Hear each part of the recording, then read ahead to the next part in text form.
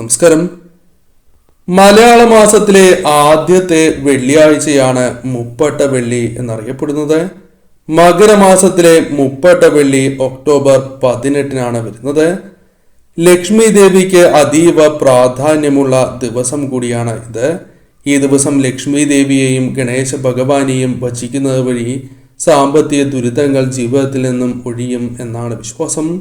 രാവിലെയും വൈകുന്നേരവും ദേവീക്ഷേത്രത്തിൽ ദർശനം നടത്തുന്നതും ലളിത സഹസ്രനാമം, മഹാലക്ഷ്മി അഷ്ടകം എന്നിവ ഭജിക്കുന്നതും അതീവ ശുഭകരമാണ്. ഗണേശ ഭഗവാനെ പ്രാർത്ഥിച്ചുകൊണ്ട് ഗണേശ അഷ്ടോത്തരം ജപിക്കുന്നതും അതീവ ഗുണകരമായി ഭവിക്കും. സാമ്പത്തിക ദുരിതങ്ങളിൽ നിന്നും മോചനം നേടുവാൻ ഋണമോചക ഗണപതിയെ പ്രാർത്ഥിക്കാവുന്നതുമാണ്.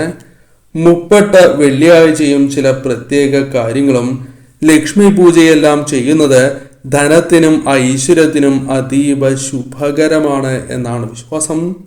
ഇന്നേ ദിവസം ഗണപതി ഭഗവാനെ കൂടി പ്രാർത്ഥിക്കുകയാണ് എങ്കിൽ അഥവാ പ്രസാദിപ്പിക്കുകയാണ് എങ്കിൽ ഇരട്ടി ഫലദായകം തന്നെയാണ് എന്നാണ് പറയുക. നാളെ മകരം മുപ്പട്ട വെള്ളി നാളിൽ നാം ചെയ്യേണ്ടതായ ആ പ്രധാനപ്പെട്ട കാര്യങ്ങളെക്കുറിച്ച് വിശദമായി തന്നെ മനസ്സിലാക്കാം. നാളെ നടത്തുന്ന വിശേഷാൽ ലക്ഷ്മി വരാഹി പൂജയിൽ ഉൾപ്പെടുത്താൻ ആഗ്രഹിക്കുന്നവർ പേരും ജന്മനക്ഷത്രവും കമന്റ് ബോക്സിൽ രേഖപ്പെടുത്തുക. ആദ്യം പരാമർശിക്കാനായി പോകുന്നത് പൂക്കളുമായി ബന്ധപ്പെട്ട കാര്യങ്ങളാക്കുന്നു. ലക്ഷ്മി ദേവിക്ക് ഏറ്റവും വിശേഷപ്പെട്ട തന്നെയാണ് വെളുത്ത പൂക്കൾ.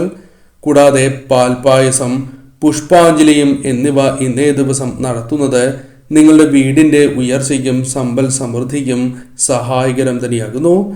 ജാതകത്തിൽ രാഹുദോഷമുള്ളവരാണ് നിങ്ങൾ എങ്കിൽ ഇതേ ദിവസം നാരങ്ങ വിളക്ക് തെളിയിച്ച് പ്രാർത്ഥിക്കുന്നതും അതീവ വിശേഷം തന്നെയാകുന്നു. സൗഭാഗ്യങ്ങൾ നിങ്ങളെ തേടിയെത്തും. വീട്ടിൽ വിടർന്നതായ വെള്ള ശംഖുപുഷ്പം, നിങ്ങളുടെ വീടുകളിൽ വെള്ള നിറത്തിലുള്ള ശംഖുപുഷ്പമുണ്ട് എങ്കിൽ അത് ഇന്നേ ദിവസം ദേവിക്ക് സമർപ്പിച്ച് പ്രാർത്ഥിക്കുന്നത് അത്രമേൽ വിശേഷമായി കണക്കാക്കുന്നു. അതേപോലെ വെളുത്ത പുഷ്പങ്ങൾ അടുത്തുള്ള ദേവീ ക്ഷേത്രത്തിൽ ഇന്നേ ദിവസം സമർപ്പിച്ചുകൊണ്ട് പ്രാർത്ഥിക്കുകയാണ് എങ്കിൽ അത് നിങ്ങളുടെ ജീവിതത്തിൽ കാര്യങ്ങൾ കൂടുതൽ അനുകൂലമായി തീരുവാൻ സഹായകരമായി തീരും. വസ്ത്രങ്ങൾക്കും വളരെയധികം പ്രാധാന്യമുണ്ട്. മുപ്പട്ട വെള്ളിയാഴ്ചകളിലും മറ്റ് വെള്ളിയാഴ്ചകളിലും വെളുത്ത വസ്ത്രം, വെള്ളി ആഭരണം എന്നിവ ധരിക്കുന്നത് ഏറ്റവും ശുഭകരമാണ്. സുമംഗലികളായ സ്ത്രീകളാണ് എങ്കിൽ വെളുത്ത നിറത്തിലുള്ള വസ്ത്രം മാത്രം ധരിക്കാതിരിക്കുവാൻ ശ്രദ്ധിക്കണം. മറ്റ് നിറങ്ങൾ കൂടി ആ വസ്ത്രത്തിൽ ഉണ്ടാകേണ്ടത് അനിവാര്യമാണ്. നാളെ പുതുവസ്ത്രം അണിയുന്നതും അതീവ ശുഭകരമായാണ് കണക്കാക്കുന്നത് എന്ന കാര്യവും ഓർക്കുക. വൈകുന്നേരം ചില പ്രധാനപ്പെട്ടതായ കാര്യങ്ങൾ ചെയ്യുന്നത് ഉത്തമമാകുന്നു.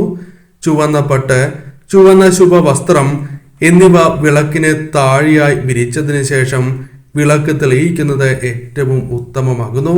പെട്ടെന്ന് തന്നെ ജീവിതത്തിലേക്ക് അനുകൂലമായ മാറ്റങ്ങൾ വന്നു ചേരും എന്നാണ് പറയുക. നിങ്ങൾക്ക് പല കാര്യങ്ങളുമായി ബന്ധപ്പെട്ടും ദോഷകരമായ കാര്യങ്ങൾ ജീവിതത്തിൽ വന്ന് ചേർന്നിട്ടുണ്ടാകാം. പ്രത്യേകിച്ചും ദൃഷ്ടിദോഷം, ശത്രുദോഷം പോലുള്ള നെഗറ്റീവായ കാര്യങ്ങൾ നിങ്ങളുടെ ജീവിതത്തിൽ വന്ന് ഭവിച്ചിട്ടുണ്ട് എങ്കിൽ ഇത്തരം കാര്യങ്ങൾ ഒഴിഞ്ഞു പോകുവാൻ സഹായകരമാണ് എന്ന കാര്യം പ്രത്യേകം ഓർക്കുക. പെട്ടെന്ന് തന്നെ ജീവിതത്തിൽ മാറ്റങ്ങൾ വന്നു ചേരും.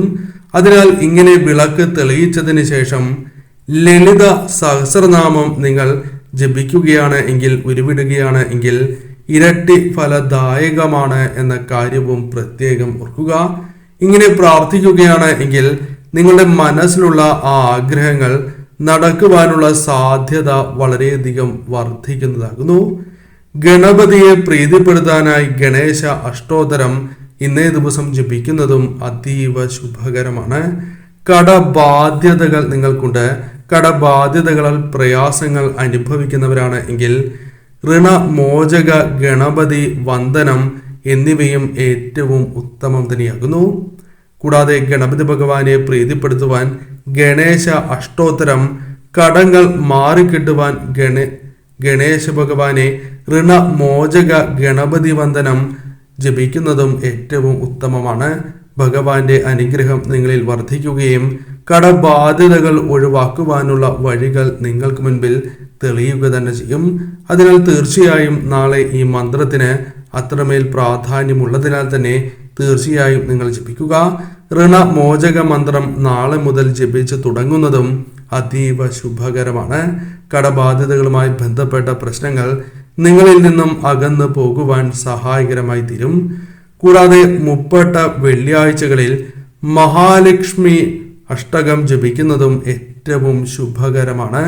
നിങ്ങളുടെ ജീവിതത്തിൽ ലക്ഷ്മി കടാക്ഷം വർദ്ധിക്കുന്നതിനും ലക്ഷ്മി ദേവിയുടെ അനുഗ്രഹം വർദ്ധിപ്പിക്കുന്നതിനും സഹായകരമായി തീരും.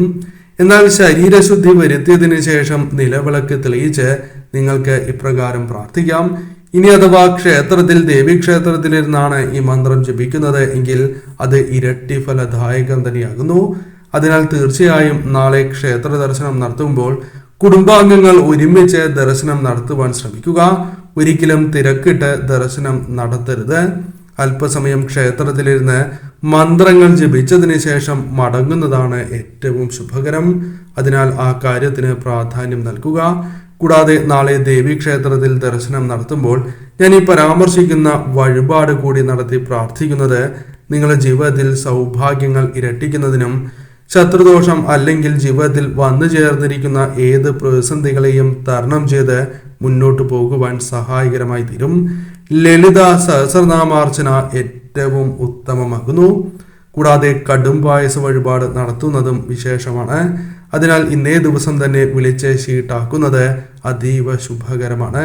കാരണം ഇന്നേ ദിവസം ഷീട്ടാക്കി നാളെ ആ വഴിപാട് നടത്തുന്നത് അതീവ ശുഭകരമാണ്. പ്രത്യേകിച്ചും നിങ്ങളുടെ ജീവിതത്തിൽ ദേവീ കടാക്ഷം ഇരട്ടിക്കുന്നതിന് സഹായകരമായി തീരും.